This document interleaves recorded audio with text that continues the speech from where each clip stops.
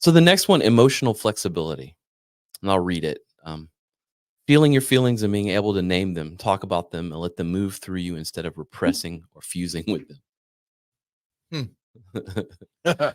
I feel like that is that is that is a masculine flex Yeah. to be able to just be cool with your emotions. Are we going to talk about feelings now? Maybe. Yeah. I mean, it's. But I mean, like I think of my dad, and I've seen him at funerals, Mhm. not a tear. Yeah. You know, like, and I'm sure when his dad died, not a tear. Yeah. You know what I mean? But like when my dad passed, I was bawling my eyes out. Yeah. You know, and it's like I'm not saying I'm. I Sure. just realized I just said I'm more masculine than my father. That's not true. But like, I think there's something there. I think there's Yeah. something about being, you know, was the term? What is he calling this? Rugged and flexible masculinity. Like Yeah. Yeah. the flexible part. Sure.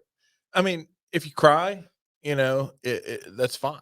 Yeah. Whatever. Who cares? But Right. it's, put your ego in check. Exactly. And there's somebody out there that's going to watch this go, oh, a bunch of sissies. It's like, That's cool, man. yeah, whatever. We should have therapy for sure. Hell, I sit and watch some of these TV shows and start tearing up. I mean, whatever. Especially now as I get older, my kids are older, and Yeah. it just goes faster, man. You start realizing like, well, and I know we use our dads a lot because they were a big part of our lives. yes, When my dad died at the VA, I stood right there and watched him take his last breath.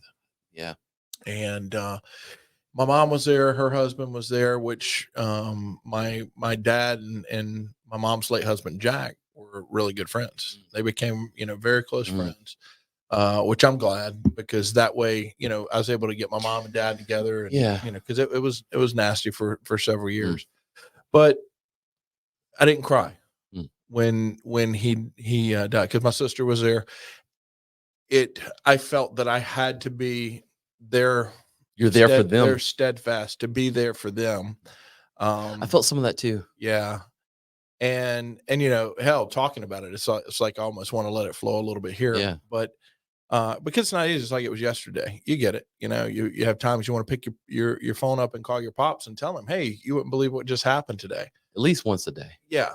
And so I went outside around the VA hospital here in Columbia, and there was like a little alcove in the building. I sat down in the grass there and just let it go. So after that, I was so busy. My sister and I pretty much did most of the legwork. My mom helped, but Beth and I, we felt it our responsibility as the kids to get most the logistics for the funeral done. So didn't have any emotional issues. All business. As far as it became a transaction. When I stood up, and that's doing all the pictures, video stuff. When I stood up to do his eulogy and I looked out and saw everybody sitting there, you were able to do his eulogy? There was no way I could. It made it real in that moment, and it fell on me like a ton of bricks. Yeah. And it took me a few minutes to get my composure. I was able to do it. But I had to transition over into kind of a humorous, to tell some funny stories about him to lighten me up in that moment. So, and that's how, just my dark sense of humor half the time gets me through a lot of things. But humor, humor, it does. Good for you. It is. But I wasn't ashamed to stand up in front of. I had a lot of my colleagues and stuff in there as well. I wasn't ashamed as my dad died. Yeah, he's laying right there. Screw you guys. Yeah, and everybody gets that. Anybody that doesn't, they're they're opposed. They shouldn't be in your corner. Yeah,